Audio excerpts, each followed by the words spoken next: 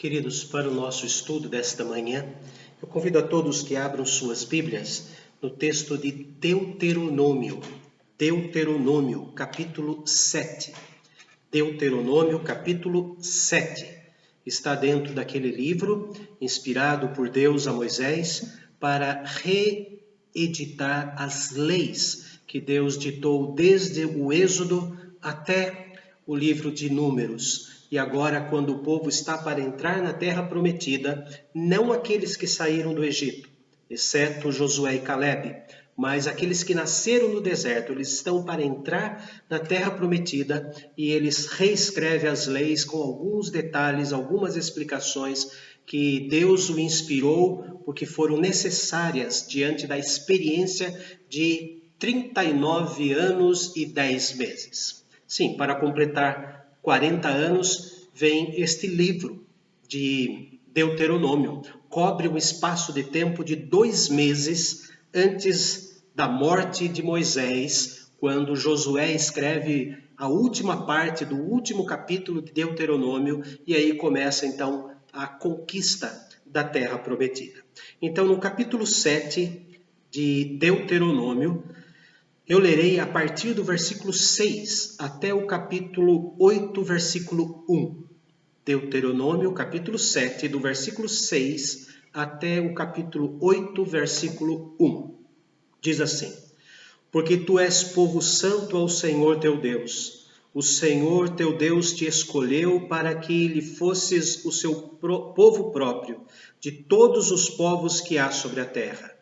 Não vos teve o Senhor afeição, nem vos escolheu porque fosseis mais numerosos do que qualquer povo, pois éreis o menor de todos os povos, mas porque o Senhor vos ama, e para guardar o juramento que fizera a vossos pais, o Senhor vos tirou com poderosa mão, e vos resgatou da casa da servidão, do poder de Faraó, rei do Egito. Saberás, pois, que o Senhor teu Deus é Deus, o Senhor, o Deus fiel, que guarda a aliança e a misericórdia até 1000 gerações aos que o amam e cumprem seus mandamentos, e dá o pago diretamente aos que o odeiam, fazendo-os perecer. Não será demorado para com o que o odeia, prontamente lhe retribuirá. Guarda, pois, os mandamentos e os estatutos e os juízos que hoje te mando cumprir. Será, pois, que se ouvindo estes juízos, os guardares e cumprires, o Senhor teu Deus te guardará a aliança e a misericórdia prometida sob juramento a teus pais. Ele te amará e te abençoará e te fará multiplicar. Também abençoará os teus filhos e o fruto da tua terra, o teu cereal, o teu vinho, o teu azeite e as crias das tuas vacas e das tuas ovelhas,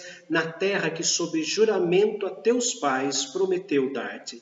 Bendito serás mais do que todos os povos. Não haverá entre ti nem homem nem mulher estéril, nem entre os teus animais. O Senhor afastará de ti toda a enfermidade. Sobre ti não porá nenhuma das doenças malignas dos egípcios, que bem sabes, antes as porá sobre todos os que te odeiam. Consumirás a todos os povos que te der o Senhor teu Deus. Os teus olhos não terão piedade deles, nem servirás a seus deuses, pois isto te seria por ciladas. Se disseres no teu coração, estas nações são mais numerosas do que eu, como poderei desapossá-las? Delas não tenhas temor, lembrar-te-ás de que o Senhor teu Deus fez a Faraó e a todo o Egito, das grandes provas que viram os teus olhos e dos sinais e maravilhas e poderosa mão e braço estendido com que o Senhor teu Deus te tirou.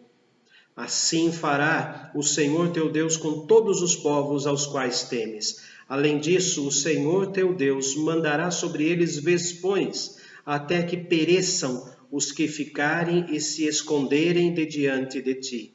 Não te espantes diante deles, porque o Senhor teu Deus está no meio de ti, Deus grande e temível.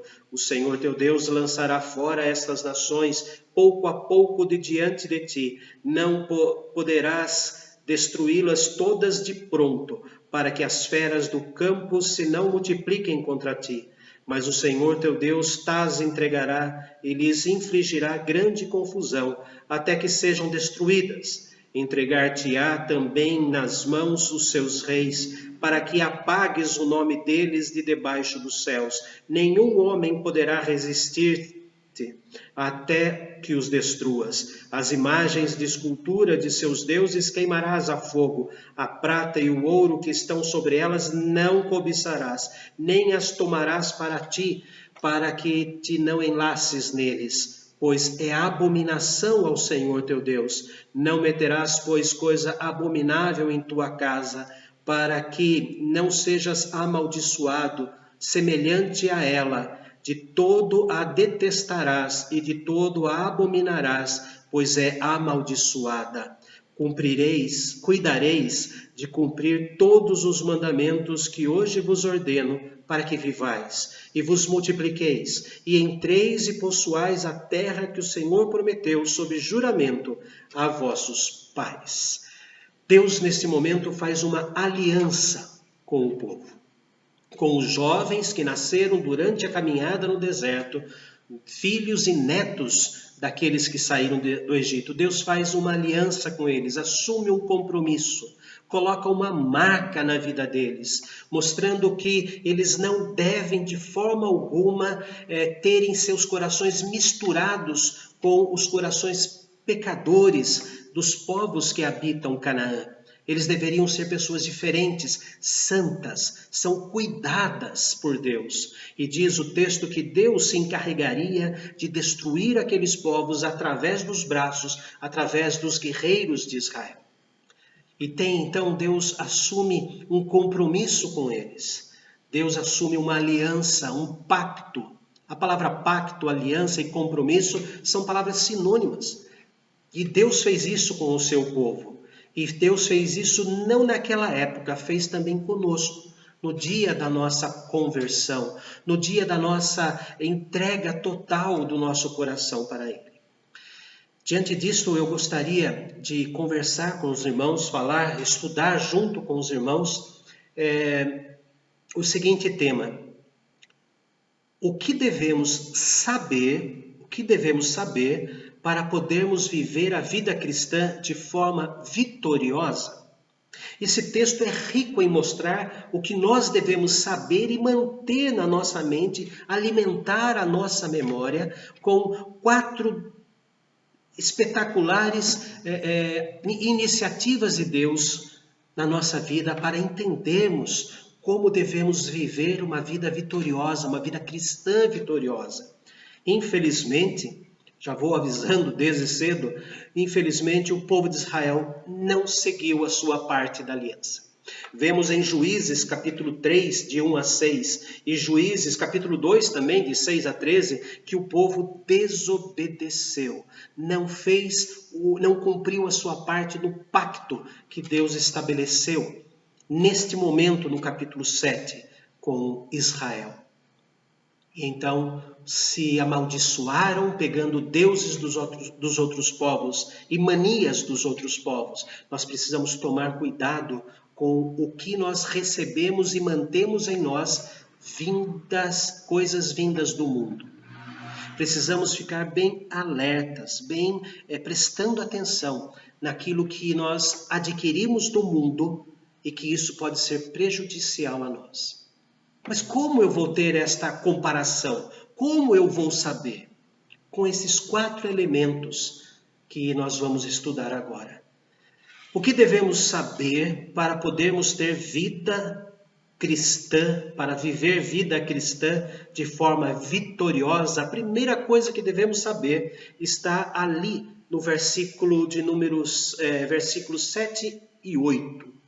Aliás, 6, 7 e 8. A primeira coisa que devemos saber: porque tu és povo santo, separado, povo santo ao Senhor teu Deus.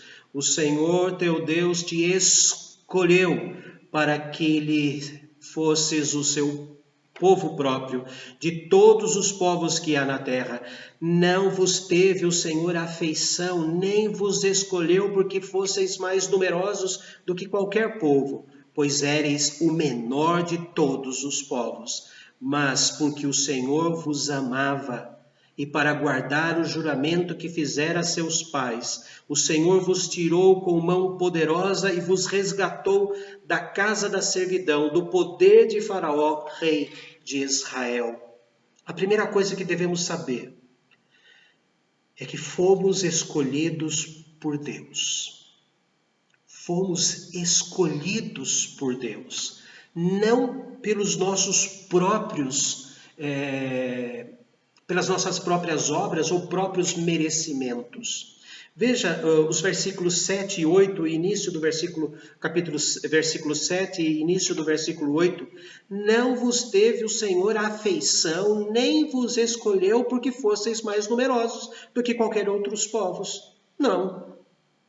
Então, a base da escolha não foi quem o povo era, mas como Deus quis. A base da escolha nossa, Deus nos escolhendo antes da fundação do mundo, não é porque seríamos bons ou porque iríamos acreditar nele.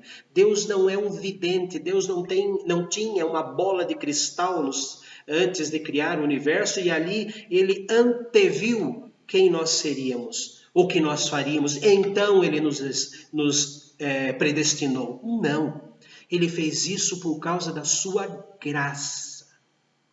Ele não viu o acontecimento futuro para fazer a eleição. Ele fez a eleição e então escreveu os eventos futuros. É diferente. Então diz aqui, não nos escolheu porque éramos numerosos. Versículo 8, primeira linha, mas porque o Senhor vos amava. Irmãos, ele está escrevendo não para aqueles que saíram do Egito, exceto Josué e Calebe, mas estava dizendo para aqueles que nasceram durante a caminhada no deserto. Então isso mostra que toda essa multidão, exceto Josué e Calebe, toda essa multidão não tinha nascido ainda quando ele tirou o povo do Egito. Isso mostra que Deus escolheu estas pessoas antes de serem colocadas no ventre de suas mães. Deus disse que prometeu aos pais deles que faria esta bênção de Canaã. E Deus escolheu esta geração, estas pessoas, antes de entrarem no ventre de suas mães, antes de Deus produzir a divisão de células dentro do organismo da mulher. A primeira divisão que ocorre, Deus escolheu. A base de nós sermos escolhidos, diz aqui, versículo 8, primeira linha, mas porque Deus vos amava. Porque Deus vos amava. A percepção da escolha. O que Deus estava querendo com essa escolha? Segunda linha do versículo 8. E para guardar o juramento que fizera a vossos pais, o Senhor vos tirou com poderosa mão e vos resgatou da casa da servidão, do poder de Faraó, rei do Egito.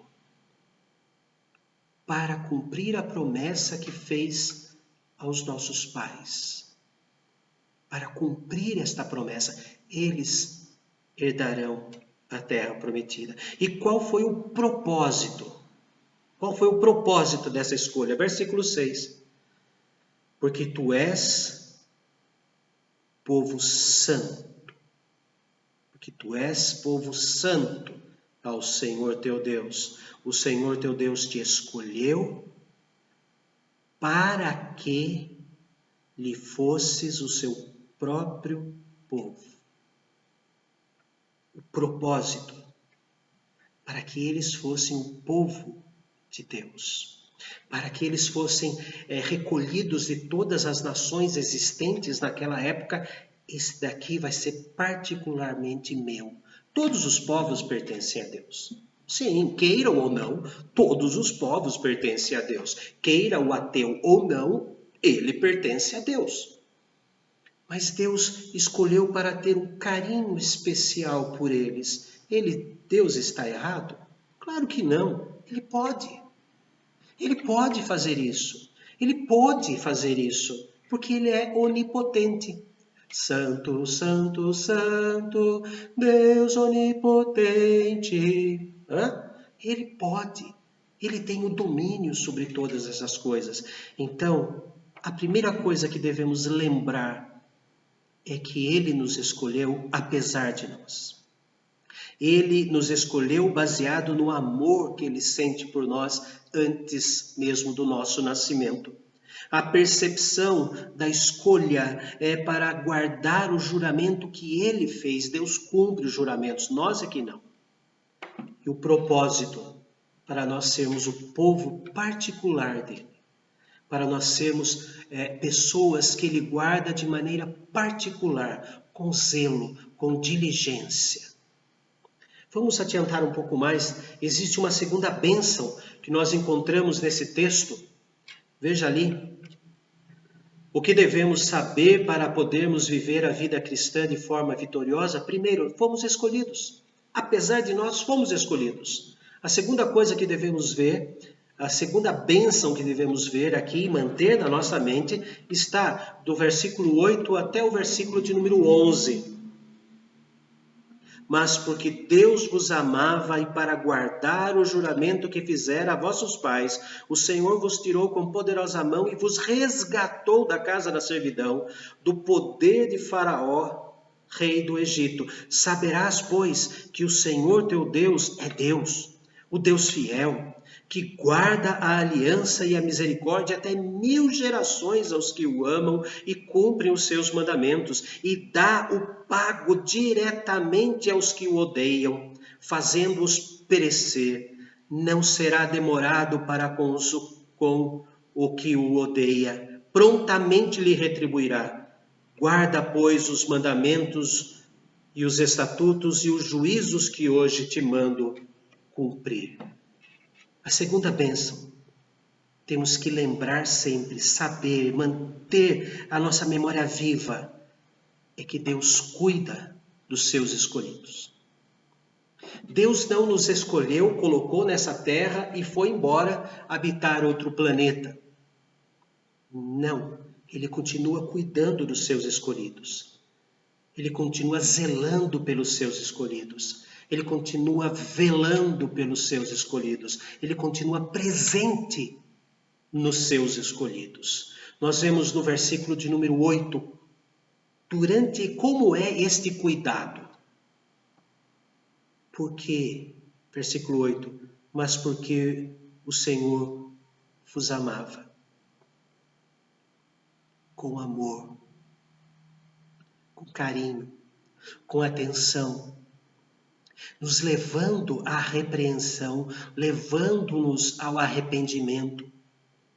A palavra de Deus em Provérbios diz: leais são as feridas feitas pelo que ama, porém os beijos de quem odeia são enganosos. Provérbios 27, 5 e 6. Deus, Ele derrama tanto amor por nós, que lá na cruz do Calvário, Ele esteve no nosso lugar. Tudo que nós recebemos é por amor. Vimos esta semana sobre a cerca de espinhos. Sim. A cerca de espinhos, eu perguntei na ocasião, ela é uma proteção ou ela é uma prisão? Depende de quem está dentro. Não foi essa a resposta? Ele coloca cercas de espinhos para não fugirmos, e ele coloca cercas de espinhos para que os lobos e os leões ferozes não entrem naquele aprisco, fechado com espinhos. O texto fala que é com amor, e é com amor que ele nos corrige. O versículo 8 ainda mostra uma outra bênção. Mas porque o Senhor vos amava e para guardar o juramento que fizera a vossos pais, o Senhor vos tirou com poderosa mão e vos resgatou da casa da servidão. Queridos, vamos lembrar que eles nasceram no deserto. Eles nasceram no deserto, ou seja, nasceram livres. Deus derrama o seu cuidado para conosco, nos tornando livres, e o texto diz, desde antes do nascimento. Por quê? Porque eles não nasceram no Egito, eles nasceram no deserto. Deus livra de uma forma intensa. Deus livra de uma forma concreta. Deus livra de uma forma que nós não podemos nem imaginar. Jamais imaginaríamos e jamais vamos conseguir compreender o tamanho desse amor libertador que Deus tem por nós. Existe um mistério da cruz. Deus estava em Cristo. Deus não saiu de Cristo para nos livrar do pecado e da morte eterna. É um mistério para nós, porque então Deus morreu. Ele ressuscitou. É um mistério para nós o tamanho desse amor, mas é um amor concreto. Nós sentimos isso. Eu alivio meu coração quando chego a esta conclusão de que Deus estava em Cristo reconciliando consigo o mundo e morreu na cruz. Eu alivio meu coração sabendo que a morte é quando o espírito sai de dentro do corpo. E o Espírito de Deus saiu de dentro do corpo daquele homem que estava na cruz. E o que ficou ali foi apenas o corpo orgânico, físico de Jesus. Porque o Espírito que conduzia Jesus era o próprio Deus. E Deus sai, pega o malfeitor convertido e vai para o paraíso. E depois, ao terceiro dia, este Deus, completamente Deus, entra naquele corpo que jazia na sepultura e lhe dá vida novamente. Eu alivio meu coração ao encarar que na cruz, Deus morreu por nós nesse sentido. No sentido de que Deus sai de dentro do corpo depois que o corpo diz: nas tuas mãos entrego o meu espírito. Isto é libertação. Esta é a intensidade de que Deus, ao escolher você, ao me escolher, qual é o tamanho do esforço que Ele faz para nos libertar de todas as amarguras. E o texto nos mostra de maneira muito clara que Ele tirou esse povo lá do Egito, tirou esse povo lá da casa da servidão, quando eles não tinham nascido ainda. Eu não vi Jesus na cruz. Você não viu Jesus na cruz. Mas Ele nos libertou antes de nós, que nascemos no século 20 e no século 21. Ele já nos amava. Lá atrás, lá longe, lá no fundo. Versículo 9. Saberás, pois, que o Senhor teu Deus é Deus, o Deus fiel, que guarda a aliança e a misericórdia até 1000 gerações aos que o amam e cumprem os seus mandamentos. Ele nos encoraja com a sua fidelidade. Ele nos encoraja com a sua fidelidade. É espetacular esse texto. É maravilhoso esse texto. Diz que Deus guarda, saberás, entenderás, após analisar, isso vai ficar grudado na sua mente. Saberás, pois, que o Senhor teu Deus é Deus, o Deus fiel. Existe um hino que nós precisamos tomar muito cuidado com ele, porque ele não fala uma verdade. Talvez um erro de tradução para manter a métrica. É o hino 113. O hino 113 diz assim: achei um bom amigo, verdade.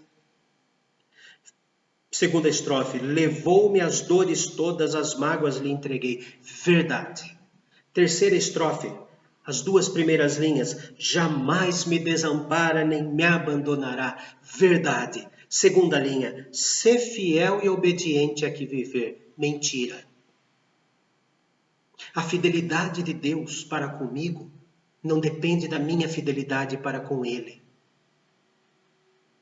Esse texto do hino, a tradução, eu não conheço a letra original, mas a tradução fala uma inverdade. Deus não precisa da minha fidelidade para ser fiel a mim. Vamos ler a segunda linha da terceira estrofe, a segunda linha, depois a primeira. Se fiel e obediente aqui viver, jamais me desampara nem me abandonará. Mas não é verdade isso. Não é verdade. Vamos ver segunda carta a Timóteo, segunda carta de Paulo a Timóteo, capítulo 2. Segunda carta de Paulo a Timóteo, capítulo 2, do versículo 11 até o 13. Segunda carta a Timóteo 2, de 11 a 13. Fiel é a palavra. Se já morremos com ele, também viveremos com ele. Se perseveramos, também com ele reinaremos. Se o negamos, ele, por sua vez, nos negará. Se somos infiéis, ele permanece fiel, pois de maneira nenhuma pode negar-se a si mesmo. Esse hino maravilhoso tem na sua terceira estrofe, nas duas primeiras linhas, uma afronta à fidelidade de Deus. Uma afronta ao tamanho do amor de Deus e o encorajamento. A minha sugestão, já fiz isso no meu inário, é na segunda linha da terceira estrofe, tirar a letra S. Tira a letra S do C. Isso, tira a letra S do C. E na palavra aqui viver, tira o aqui e coloque vou. Vou, eu vou. Agora sim. Agora sim. Jamais me desamparará, nem me abandonará, e fiel e obediente vou viver. Agora sim, a letra está certa. Agora sim, a fidelidade de Deus na nossa vida nos leva a sermos fiéis a eles. Deus não depende da minha fidelidade. E aqui no texto de Deuteronômio, ele deixa muito claro no versículo 9. Saberás, pois, que o Senhor teu Deus é Deus, o Deus fiel, que guarda a aliança e a misericórdia, porque nós não guardamos a aliança com Deus. Nós pecamos, e pecamos muito. Mas Ele guarda esta aliança. Quando somos infiéis, Ele permanece fiel, porque não pode negar-se a si mesmo. E Ele prometeu em nome dEle. Ele reivindicou o nome dele para prometer que nos amaria por toda a eternidade e além. E além. Versículos 10 e 11. E dá o pago diretamente aos que o odeiam, fazendo-os perecer. Não será demorado para com o que o odeia. Prontamente lhe retribuirá. Guarda, pois, os mandamentos e os estatutos e os juízos que hoje te mando cumprir. Deus deixa também um aviso. Eu tenho misericórdia até 1000 gerações, mas aqueles que me odeiam não durarão muito tempo. Eu vou dar a cabo logo. Eu vou colocar a mão pesada logo sobre ele. E isso nos traz confiança e mostra o cuidado de Deus para conosco. Aqueles que nos odeiam por sermos cristãos, primeiro odeia ele. Foi o que Jesus nos disse. Se não gostam de nós, cristãos, é porque não gostam de Cristo em primeiro lugar. E Deus dá o cabo deles. Deus destrói. Ou matando, ou transformando de Saulo em Paulo. Não podemos esquecer disso. Deus pode destruir os inimigos dele, ou ele pode transformar, destruir o pecador, Saulo, que perseguia. Quem és tu, Senhor? Eu sou Jesus a quem tu persegues. Jesus não disse, eu sou Jesus, que você está perseguindo os meus discípulos. Porque Jesus Nesse momento, eu sou Jesus a quem tu persegues. Está dizendo que os discípulos de Jesus são o próprio Jesus vivendo aqui na terra agora, porque nós somos os embaixadores dele. Que isso traga um alerta para nós. Aqueles que nos odeiam serão destruídos. Ou a destruição, morte, ou a destruição, conversão. Deus queira que os nossos inimigos se transformem em irmãos, não é? É para isso que Jesus disse, orai pelos vossos inimigos. Não para que venha um raio dos céus e destrua e detone e mate os inimigos. Mas porque ele tem poder para transformar inimigos em irmãos, de perseguidor para perseguido. Continuamos, temos mais 3, senão vai chegar a hora do almoço e os irmãos não vão almoçar hoje, mas vamos um pouquinho mais. A terceira bênção que nos dá está nos versículos 6, né? Começa no versículo 6 e vai até o versículo de número 17. Mas eu vou ler o 6 e o 17 para não ficar muito longa esta mensagem. Então está ali. A terceira bênção é que nós temos que saber quais são as tentações. Quais são as tentações que vêm em nome dessas bênçãos. Isso. Porque o versículo 6 diz assim, porque tu és povo santo ao Senhor. Eu sou santo.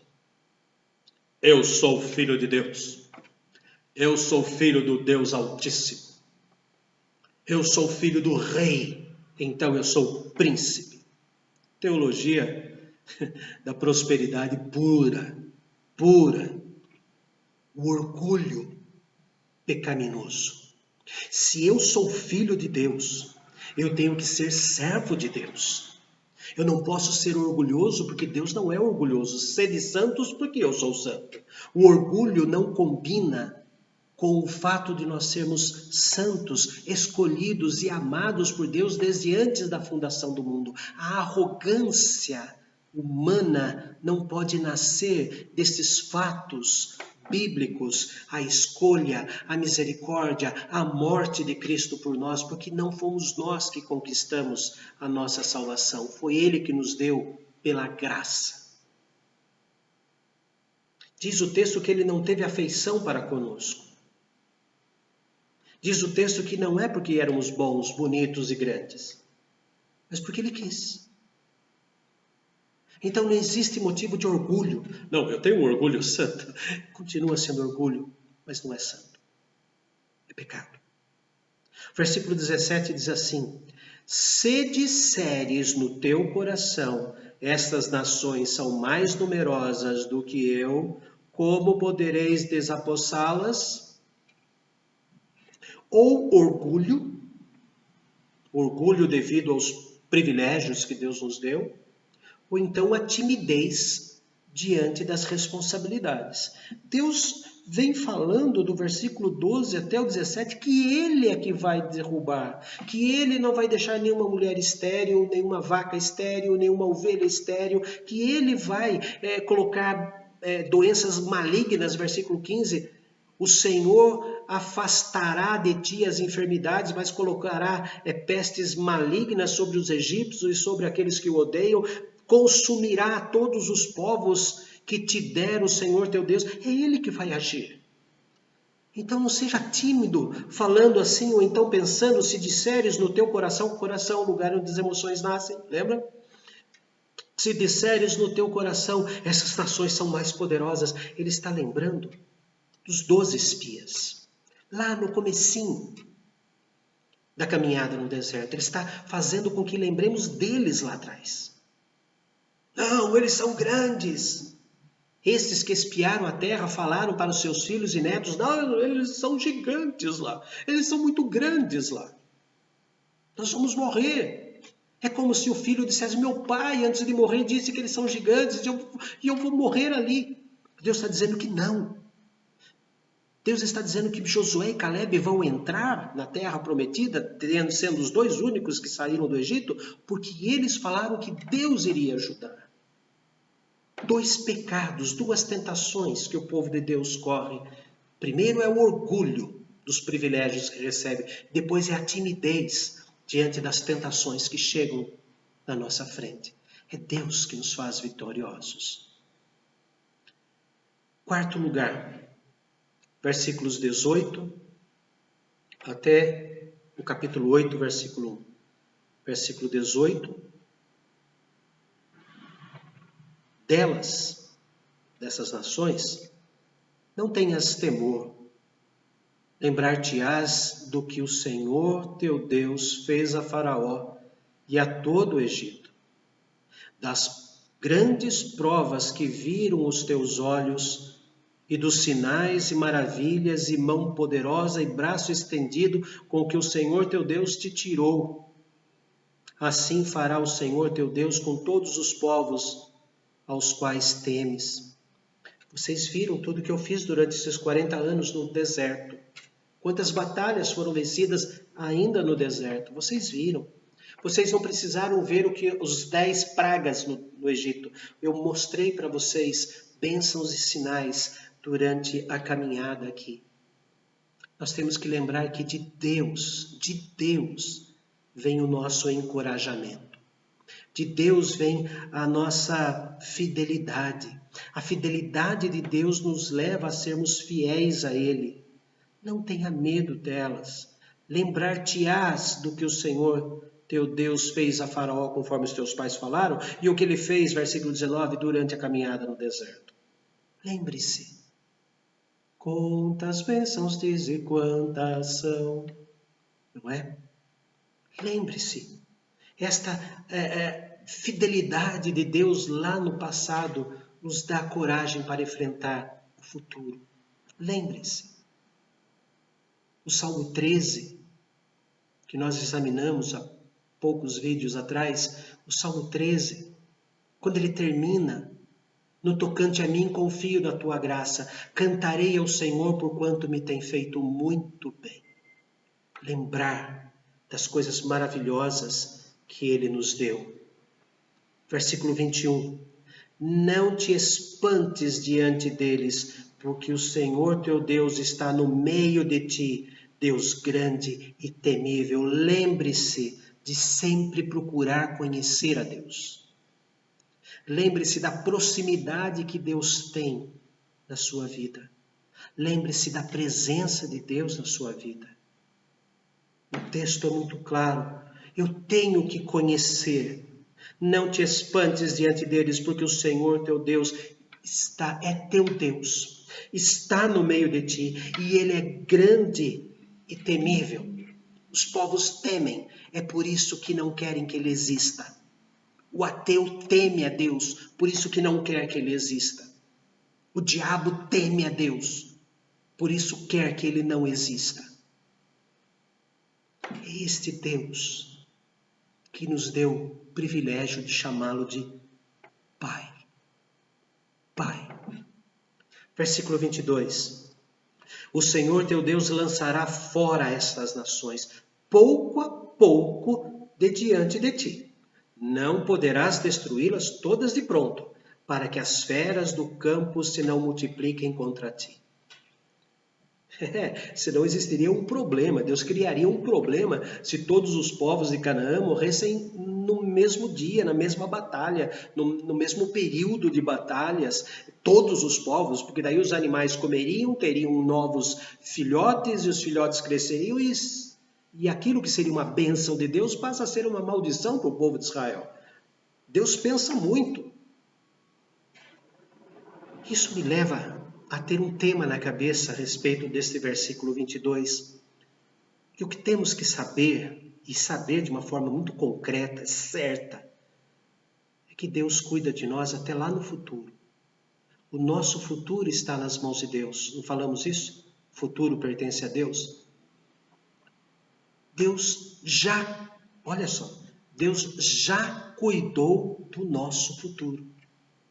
Deus já cuidou passado. do nosso futuro.